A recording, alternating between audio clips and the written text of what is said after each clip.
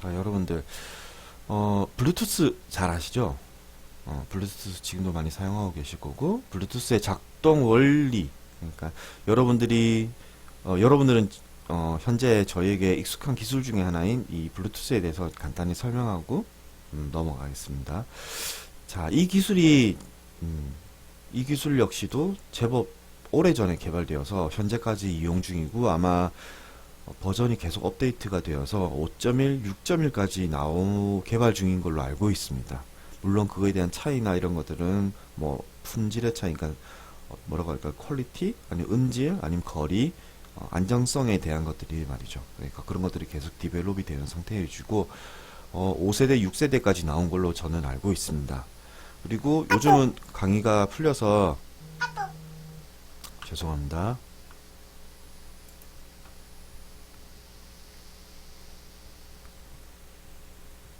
자, 지금 강의도 어떤 블루투스나 이어폰, 헤드폰 같은 것들로 여러분들이 이용 중이신 분들도 계실 거라고 저는 생각을 합니다.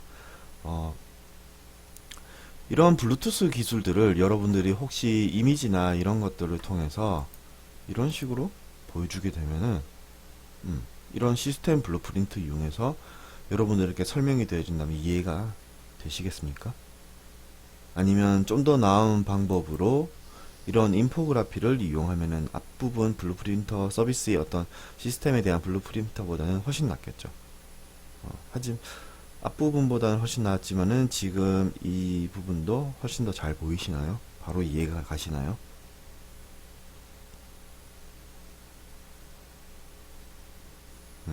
아마 이해력이나 이런 것들은 조금 떨어져 하나씩 읽어보셔야 되고, 뭐 인포그래피도 충분히 정보를 다듬고 시각화시켜서 우리들이 잘 알 수 있는 방법에 대해서 보여주고 있는데, 이런 블루투스 기술을 개선을 하거나 아니면 뭐 보여주는 방식에 대해서 여러분들이 한번 고민을 해보는 것도 좋을 것 같아요.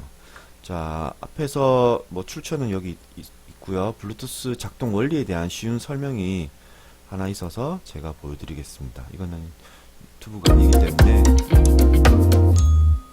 자, 옛 기억을 좀 더듬어 볼까요? 제가 16살이 되던 해 저는 베스킨라빈스에서 아이스크림을 파는 생애 첫 직업을 갖게 되었고, 첫 차도 가지게 되었습니다. 멋지죠? 그 차에 카세트 테이프 플레이어가 있는 것을 보고 얼마나 기뻤는지, 만약 그게 뭔지 잘 모르시겠다면 검색해보세요. 어쨌든 저는 완전 대박! 이제 운전하는 동안 라디오를 들을 필요가 없어졌네. 이젠 내가 듣고 싶은 건 뭐든지 골라서 들을 수 있어 라고 생각했어요. 몇 년이 지나고, 알겠어요, 정확히는 몇십 년이 지나고, 이제 저는 자동차 스피커를 통해 내 전화기에 있는 음악들을 블루투스를 사용해서 듣고 있죠.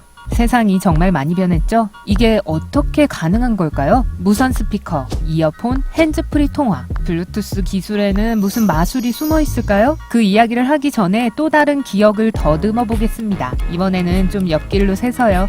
오늘날 우리가 블루투스라고 부르는 이 아이디어는 1989년에 처음 소개되었습니다. 에릭슨 모바일의 최고 기술 책임자인 닐스 라이드백 박사와 발명가 요한 울먼 박사는 무선 헤드셋을 개발하기 위해서 이 혁신적인 아이디어를 발명했습니다. 왜냐하면 솔직히 말해서 코드와 전선은 짜증나잖아요. 이는 중요한 사업이었기 때문에 자프 하르트센 박사를 이 프로젝트에 참여시켰습니다. 불과 5년 후 그는 획기적인 돌파구를 만들어냈고 첫 번째 프로토콜을 고안한 엔지니어가 되었습니다. 기술을 완성하는 데 몇 년이 더 걸렸지만 마침내 1999년 그들은 라스베가스에서 열린 컴덱스 컴퓨터 박람회 및 무역 박람회에서 그들의 첫 핸즈프리 헤드셋을 세상에 선보였습니다. 그들은 심지어 쇼에서 최우수상을 수상하기도 했죠. 라스베가스에서 일어나는 일들이 꼭 비밀로 남아있어야만 하는 건 아닌가 봐요. 어쨌든 블루투스라고 불렸는데요. 그럼 궁금한 게 생기죠? 이 이상한 이름은 어디서 유래되었을까? 자, 그 당시에 단파 주파수를 사용하여 컴퓨터와 다른 장치를 연결하는 단거리 무선 기술을 개발하기 위해 작업하고 있던 회사가 세 곳이었는데요. 하지만 발명이 초기 단계였기 때문에 인텔, 에릭슨, 노키아는 단일 무선 표준을 만드는 것이 최선이라고 생각했습니다. 인텔에서 일하던 짐 카다흐는 우연히 바이킹의 왕인 헤럴드 블루투스 고머스니 카다흔이 덴마크와 노르웨이를 어떻게 통합했는지에 대한 역사책을 읽고 있었는데요. 이 이야기를 읽고 감명받은 카다흔은 이 모든 통신장치를 통합할 수 있는 단일 연결장치를 블루투스라고 부르기로 결심했고 결국 지금까지 불리게 된 거죠. 그리고 혹시 왕이 어떻게 별명을 얻었는지 궁금하실지도 모르니까 말씀드리자면 전설에 의하면 그 왕은 약간 파란색으로 보이는 썩은 이빨을 가지고 있었다고 해요.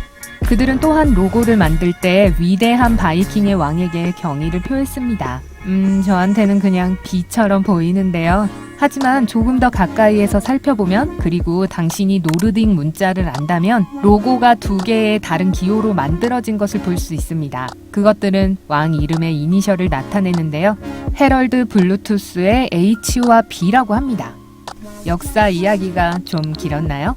자, 이제 이 신비로운 블루투스 기술의 본론으로 들어가 볼게요. 블루투스는 와이파이와 많이 비슷하죠. 단거리에 있는 장치들 사이에 데이터를 보내기 위해 전파를 사용하니까요. 하지만 와이파이는 무선 전파를 사용하여 라우터, 와이파이가 제공된 위치와 장치 간의 데이터를 전송하는 반면에 블루투스는 장치 간의 데이터를 전송합니다. 따라서 기본적으로 두 개의 장치에 각각 블루투스 옵션이 있다면 서로 간의 데이터를 전송할 수 있다는 거죠. 이러한 종류의 통신은 기가헤르츠 단위로 측정됩니다. 블루투스와 와이파이의 경우 둘 다 보통 2.4기가헤르츠 주파수이고 이는 그 전파들이 무리지어 정말 빠르게 움직이고 있다는 것을 의미합니다. 한번 상상해보세요. 그 엄청난 전파를요. 즉, 초당 24억 개의 파동이 일어난다는 얘기죠. 그렇기 때문에 블루투스 마우스를 켜자마자 커서가 컴퓨터 화면을 순식간에 돌아다닐 수 있는 거예요. 블루투스가 와이파이와 마찬가지로 2.4기가헤르츠 주파수에서도 작동하지만 대부분 짧은 거리에서 작동하며 매우 약한 신호, 1mW 전력을 사용합니다. 당신의 고양이가 그렇게 좋아하는 레이저 포인터 아시죠? 그것이 단지 5mW의 전력을 사용하니까 1mW가 얼마나 약한 건지 아시겠죠? 블루투스는 와이파이만큼 많은 전력을 사용하지 않는데요. 왜냐하면 블루투스는 실제로 그렇게 많은 기능을 하지 않기 때문입니다. 하지만 블루투스의 멋진 점은 차고의 문이나 아기 모니터와 같은 다른 무선 장치에 간섭 없이 동시에 8개의 장치에 연결할 수 있다는 것입니다. 와이파이에는 그렇게 할 수 없거든요. 여기 예를 들어 드릴게요.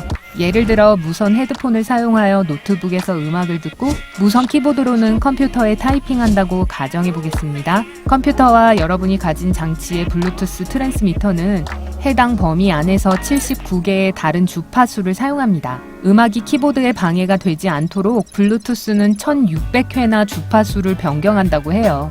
블루투스 장치를 전화기와 연결하려고 할 때 두 장치 사이에는 일종의 대화가 이루어집니다. 이봐, 어떻게 지내? 나쁘지 않아. 그 두 장치는 자료를 제시하면서 정보 교환이 필요한지 아니면 둘 중 한 장치가 다른 장치를 통제해야 하는지를 결정하는 거죠. 내가 뭘 하면 된다고? 이 짧은 디지털 대화가 끝나고 나면 두 장치가 서로 연결하여 네트워크를 형성합니다. 연결된 장치의 블루투스 네트워크를 피코넷이라고 하는데 일단 연결이 설정되면 계속 연결되어 있고 간섭을 받지 않기 위해 주파수 호핑을 시작합니다. 심지어 다른 방으로 장치를 가져가도 계속 작동할 수 있죠. 너무 멀리 가지 않는 한 말이에요.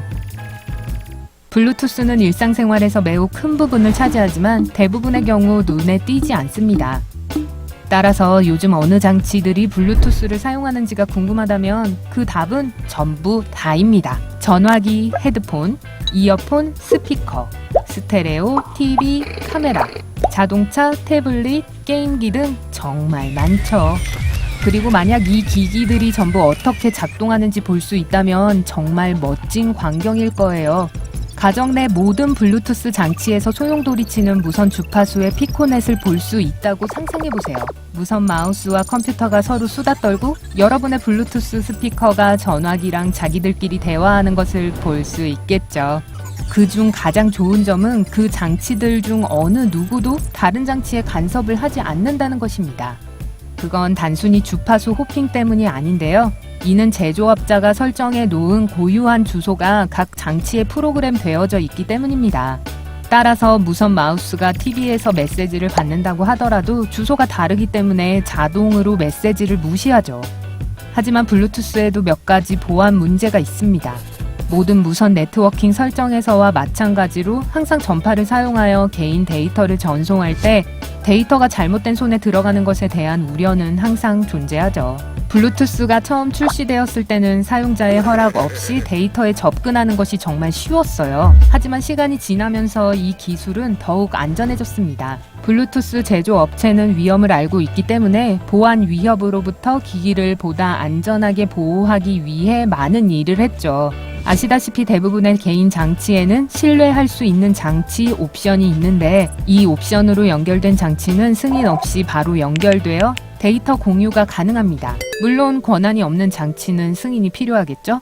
스팸에 대해서도 알고 계셔야 해요. 요즘 블루제킹이라는 것이 있는데요. 블루제킹은 개인이나 회사가 당신에게 블루투스를 이용해 문자 메시지로 명함이나 광고를 보내는 것입니다. 물론 여러분이 그것을 보면 무시하거나 당황할 수도 있죠. 하지만 보통은 모든 사람들이 휴대폰을 사용하는 공공장소에서 주로 일어나는 일이기 때문에 여러분이 외출했을 때 블루투스 장치를 검색 불가 상태로 설정한다면 이러한 문제를 방지할 수 있죠. 그리고 만약 이 상황이 당신에게 일어난다면 걱정하지 마세요. 단지 블루투스를 끈 후 침입자의 장치를 신뢰할 수 있는 장치에서 제거하기만 하면 됩니다.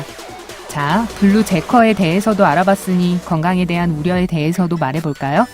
불행히도 블루투스의 해로움을 입증할 만한 충분한 증거와 연구가 수행되지는 않은 상태입니다. 또한 유해성을 입증하기가 매우 까다로운데요. 그 이유는 블루투스 전파가 매일 우리를 둘러싸고 있는 무선 전파 공해 중의 한 부분에 불과하기 때문입니다. 하지만 다음의 사실을 말씀드리면 조금은 안심이 되실 거예요. 블루투스 헤드폰에 있는 비이온화 방사선의 양이 일반적인 휴대폰에 있는 것보다 훨씬 적다고 하네요. 따라서 블루투스가 건강에 영향을 미칠까 걱정된다면 우선 전화를 포기하는 것이 순서일 것 같네요.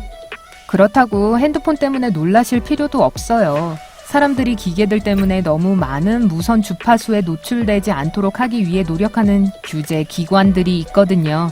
예를 들어 미국 연방통신위원회는 과학자들이 소위 말하는 기기당 인체가 흡수할 수 있는 무선 주파수의 한계를 넘는 장치를 휴대폰 제조 업체들이 팔지 않도록 확인합니다. 이 숫자를 전자파 흡수율 SAR이라고 하며 여러분이 전화기를 구입하는 경우 어떤 모델이 가장 낮은지 항상 확인할 수 있어요. 그러니 너무 걱정하지 마세요. 여러분의 건강 측면도 항상 점검되고 있고 지속적으로 연구되고 있으니까요. 어쨌든 전반적으로 볼 때 이리저리 얽힌 전선줄에 고통받거나 차 안에서 CD, 카세트 테이프를 교체하려고 씨름하는 것보다 훨씬 낫지 않은가요? 여러분은 일상생활에서 블루투스를 무슨 장치에서 사용하시나요? 아래 댓글로 알려주세요. 만약 여러분이 오늘 새로운 것을 배웠다면 이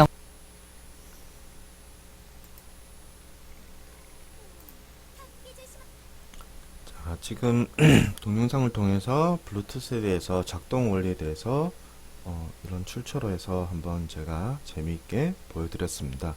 이렇게 다양하게 쓰여지고 것들이 있는데 아마 이 블루투스 기능에 가지고 여러분들이 느꼈을 장단점이 있을 겁니다. 그러면은 이런 작은 것 하나만으로도 여러분들이 충분히 어떤 미래를 계획하고 바꿀 수 있는 충분한 힌트가 되지 않을까요? 그 힌트 중에 하나를 제가 뒤쪽에서 설명을 한번 더 드리겠습니다. 계속해서 뒤쪽에서는 이런 블루투스의 기능을 좀 더 업그레이드하고 좀 더 개선한 것들에 대해서 한번 언급해 보죠.